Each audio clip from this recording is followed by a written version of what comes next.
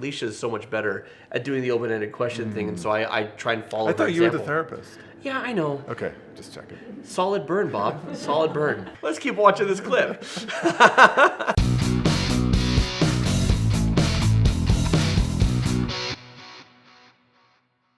Hey, buddy. Nice to see you, Jonathan. Yeah, it's been a minute. It's been a minute. Literally 1 minute. I'm super excited because I actually have a guest on my channel for the first time ever. Actually, 2 guests, Jonathan and Alicia Decker, who run this amazing channel called Mended Light. So we're going to react to another clip, but first we need to answer the question we left off on, which was Alicia. So what do we do when we have 2 alpha personalities and they're vying for position or power? We've stopped the fighting. What are the next steps? You know, there's a lot of good answers to that, and at least one of them, I think we'll get some insights by watching this next clip. Let's do this. Let's do this. Oh, it's not whole night. We'll see.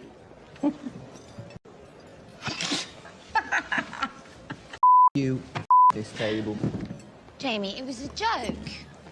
It was a joke. Jamie. What happened now? It's the usual.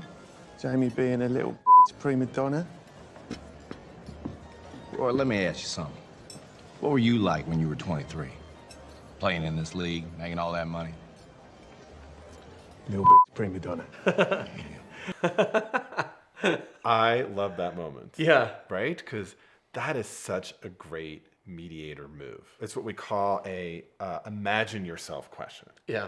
And it's specifically asking Roy to imagine himself in the shoes, frankly, of Jamie when he was this young guy who was at the top of his game. Yeah. And so it's a way of creating empathy and perspective taking that doesn't put Roy on the defensive. Well, and Ted has a hunch that this is how Roy was. Because this could backfire if Roy at 23 was not at all like Jamie. But I think... Right, because I was a gracious and wonderful person. But if you know that... And even if you ask somebody this question and the answer is, I handled it completely differently, or I would have handled it completely differently, it's not about justifying the behavior of the other person. It's about getting in their shoes. Absolutely. Because we can disagree with another person's behavior, but what their experience is or what they're feeling, that just is, right? Yeah. And so you mentioned perspective taking. There's a lot of connective tissue between our worlds, because in the therapy world, it is called perspective taking. It is, why does this behavior make sense to this person?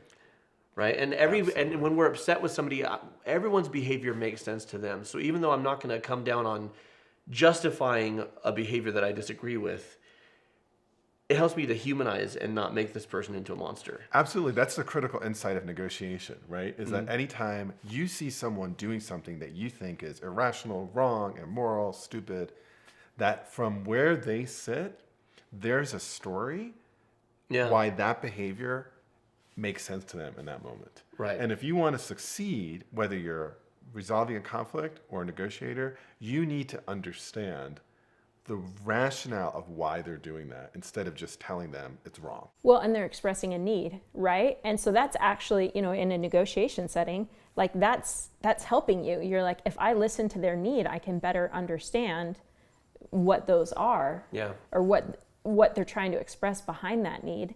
And once it's met, we can move forward. Yeah. And that's something I've learned working with you. And I think you learned, at least in part, from taking Bob's class online, is that some people have this idea that relationships are a beautiful, wonderful thing, and business is cutthroat. And business is where people act immorally or unethically. But the best business is relationships. It's about, you have a need. I want to help meet your need. You get my need met, and everybody wins. And that's true in marriage. That's true with parenting. That's true with and in business and in personal relationships, you have to negotiate. And sometimes you sacrifice some things to meet in the middle, right? Yeah, I mean, I've never seen this kind of idea of there's this bifurcation between business and life or relationships doesn't ever make sense to me, because I mean, I have never walked into any workplace anywhere. And I've been blessed to work in many different workplaces, where on the way in, there was a little box that said, deposit your feelings here for pickup later this afternoon. Yeah. Right? So you could share with your family. Yeah. Like, no.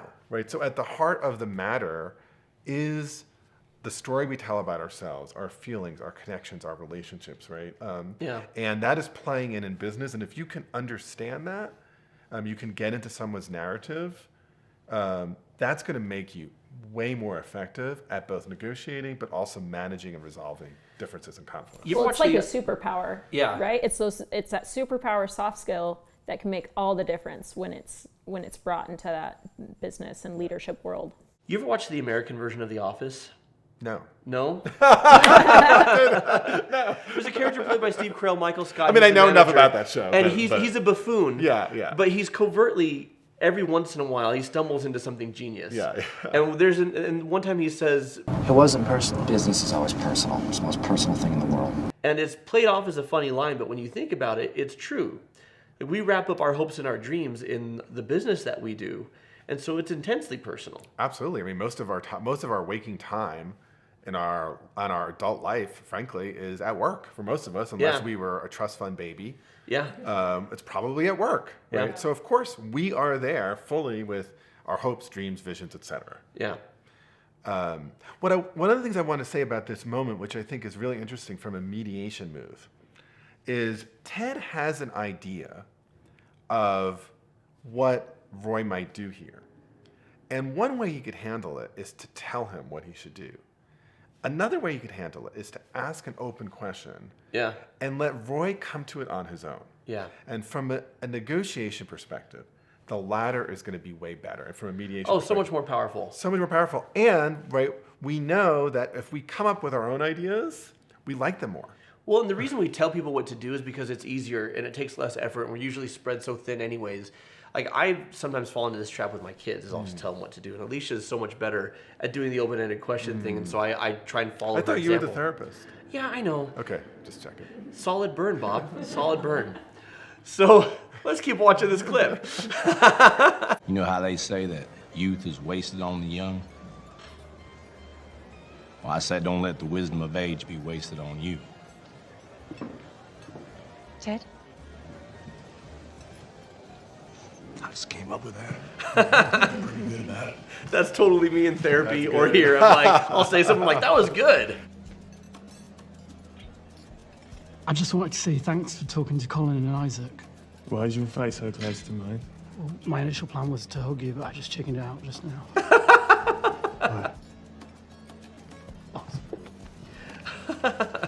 I think that's like a magical moment of this entire clip.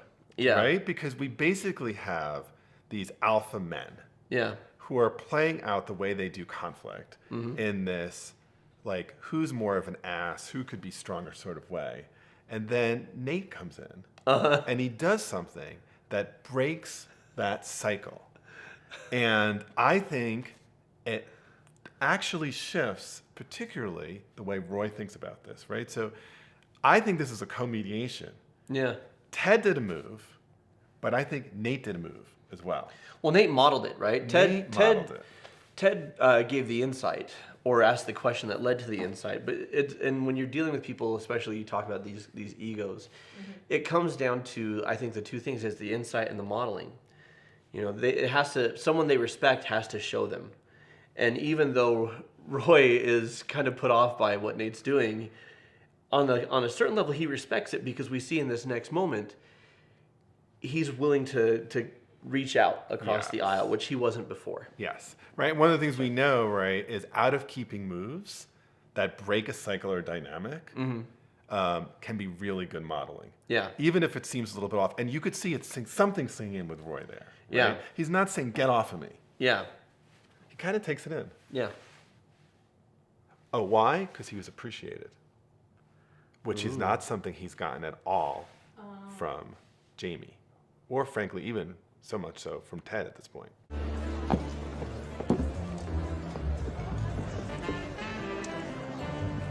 When I was coming up, there was this old geezer at the club, Doug Stashwick. He was always on me, hated each other. Do you want to know how we won the league? No. It was the same shit Yankee Doodle was peddling. He sat me down and he said, let's get it all out there. You tell me why I'm a prick, and I'll tell you why you are. You're a nasty bastard. No, I'm going first. Even though I know I should pass to you. so selfish and arrogant. Every time I do it, it makes me want to puke. You know, I had the poster of you on my wall when I was a kid. I used to love watching you play. But you're not the player that you used to be, and just because you won a few trophies, you walk around here expecting everyone to kiss your ring. Yeah, I can be like that. Nice moment of accountability there.